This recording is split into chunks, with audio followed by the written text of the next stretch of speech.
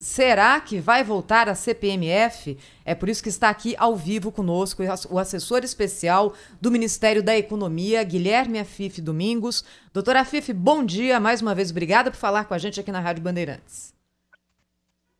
Você está bem, Thaís? Tudo em ordem? Tudo certinho. Que história é essa, doutora Afife? O governo vai bancar a volta da CPMF? O senhor defende essa tese, doutora Afife? Olha, primeiro não é CPMF. CPMF tem mais de 10 anos numa economia e num outro momento.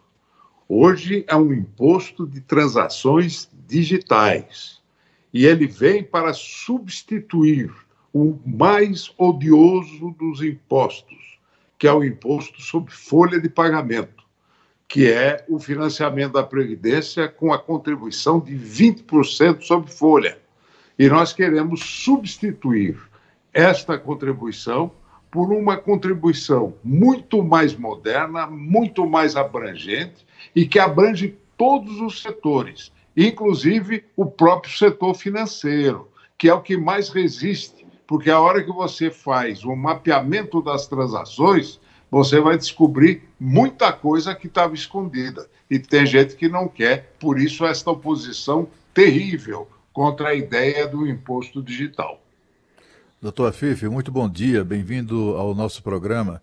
Eu queria saber do senhor o seguinte, o que é que diferencia a CPMF de um imposto sobre transações digitais? Sobre o que esse novo imposto não incidiria e a CPMF incidia? Olha, a CPMF era até conhecido como imposto do cheque, né? De um lado e de outro você pega só naquele tipo de transação bancária. Aqui não. Aqui ela é muito mais ampla, mais abrangente, por isso ela pode ser uma cota menor. Quanto menor e maior a abrangência, é melhor para a arrecadação, porque quando todos pagam menos, o governo pode arrecadar mais sem aumentar a carga tributária, só com a eficiência de cobrança. E todo mundo sabe que a eficiência de cobrança disso é espetacular, porque não tem custo administrativo nenhum, né?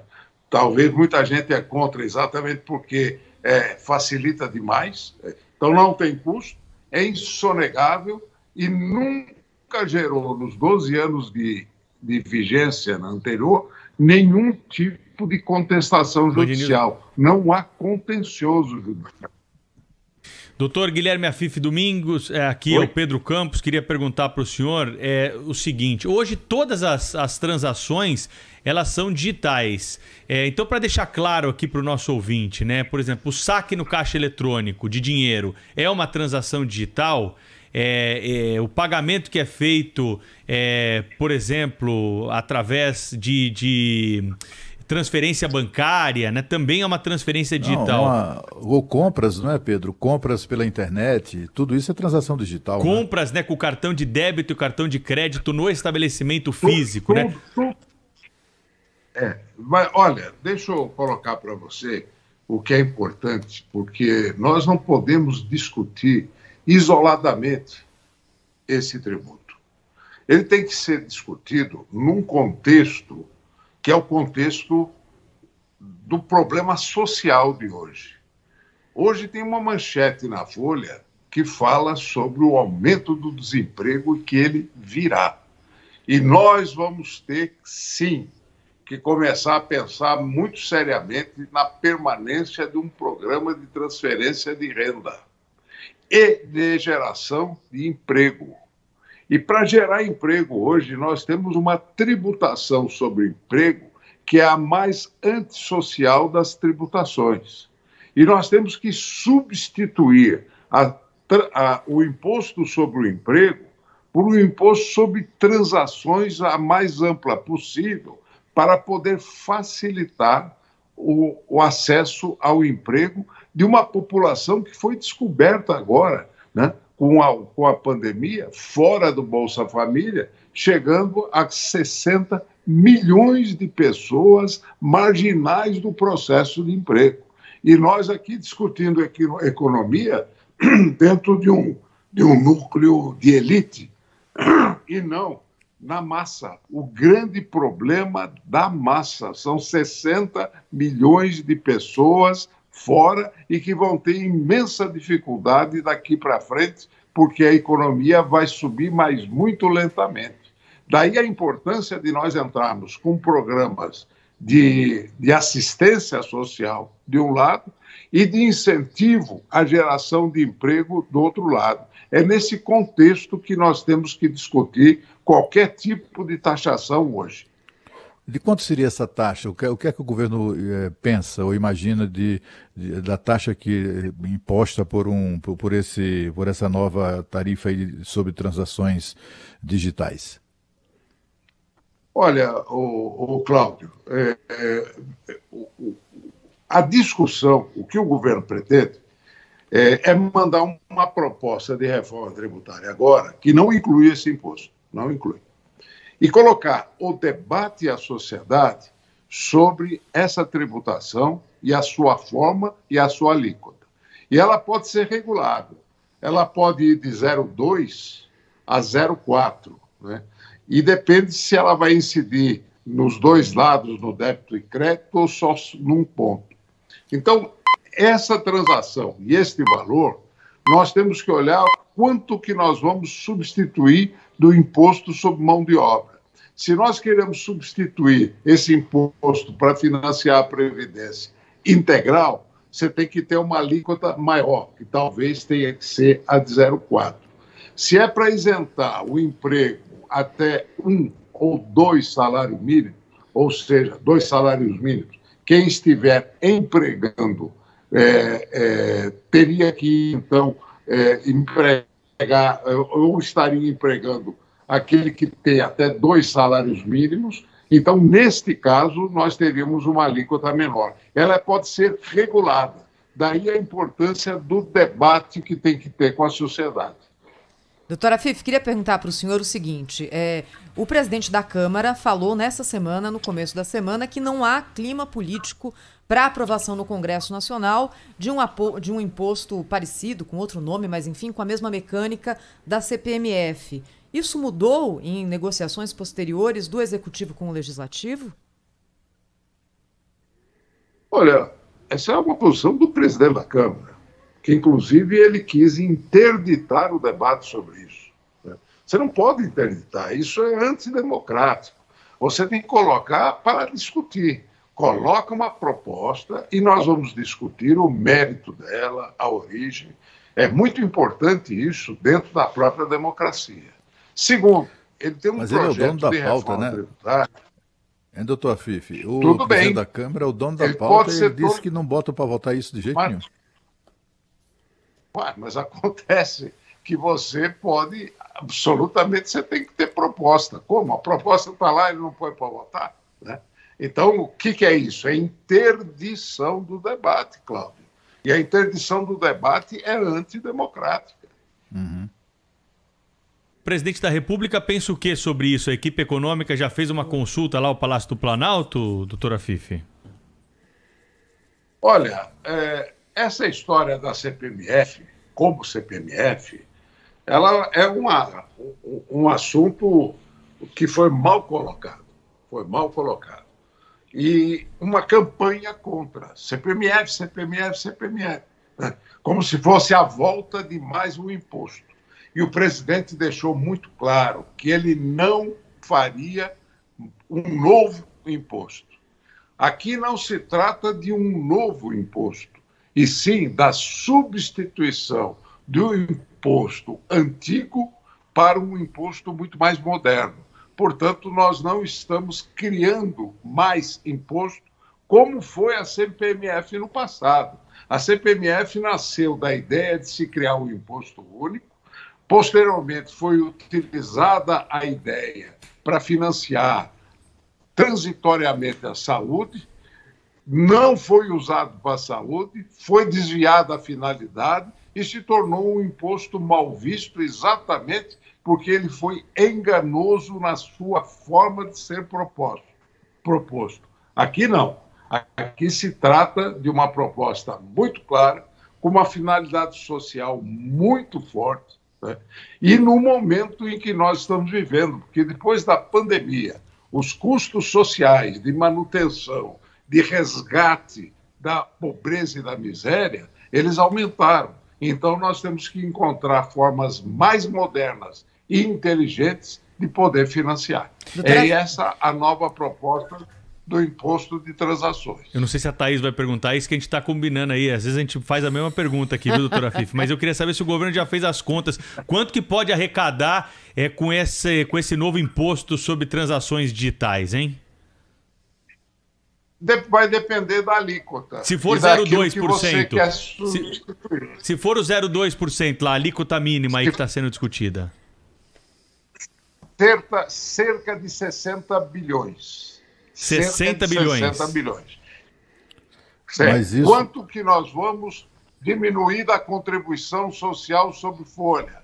É mais ou menos esse montante se for até 2 salários mínimos. Se for se for a desoneração de toda a folha, podemos chegar a um valor de 100 bilhões, se for toda a folha. Então, aí você tem que trabalhar com uma taxa de 0,3 ou 0,4. Ela é gradual, né? Você pode, inclusive, introduzir isso com uma taxa muito menor, reduzindo parte só da contribuição sobre folha, e, ao mesmo tempo que você provar a eficiência arrecadatória, você pode ir aumentando uma e tirando a outra.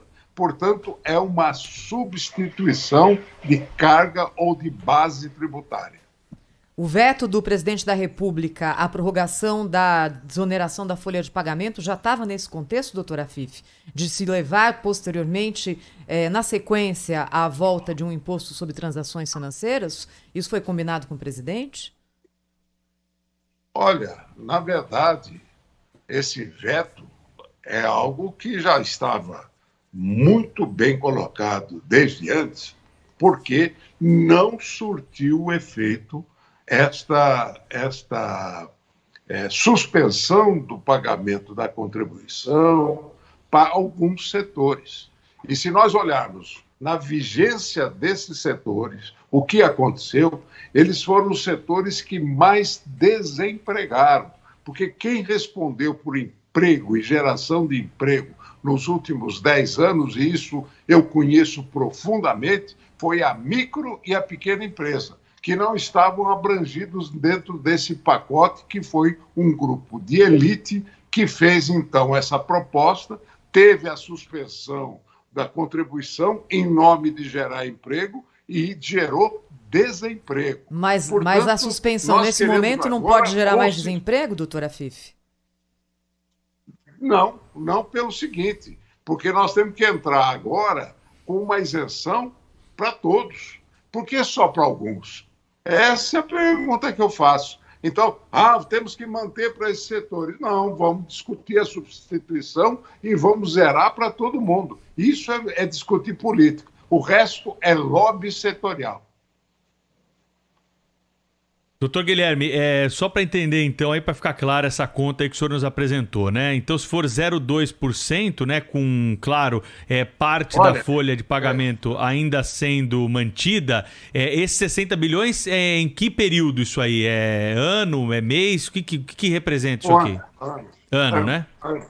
Ano. Tá. E aí, se a alíquota for, então, agora, 0,3% a 0,4%, pode chegar a 100 bilhões. É que picotou bem na hora que o senhor falou, por isso que eu estou repetindo aqui. Sim, isso daí é exatamente a graduação que você precisa. Então, com muita transparência, o que se pretende, e eu estou dando estimativas ainda, esses dados ainda não foram colocados, porque não estão na proposta que o governo está encaminhando agora para o Congresso, para discutir a reforma tributária que vai mexer em PIS, COFINS, imposto de renda, vai taxar dividendo. Então, tem uma série de medidas que estão sendo colocadas na parte tributária dos impostos federais, porque estão cobrando. O governo não apresentou proposta, Então, o ministro Paulo Guedes falou, bom, estou apresentando a proposta da reforma tributária para ser discutida no Congresso, ao mesmo tempo que vamos oferecer um debate sobre esta alteração que não está ainda no pacote da proposta, porque ele precisa ter um debate nacional muito amplo sobre ele. Doutor Guilherme, a última pergunta da minha parte aqui. Sem esse novo imposto, o programa Renda Brasil fica inviabilizado ou é possível seguir adiante com o programa mesmo sem a aprovação desse imposto que está sendo sugerido aí pela equipe econômica? Inviabilizado, na magnitude que se precisa. Porque, veja, enquanto nós estávamos com uma economia atuando normalmente, você tinha um quadro de informais que trabalhavam e sobreviviam.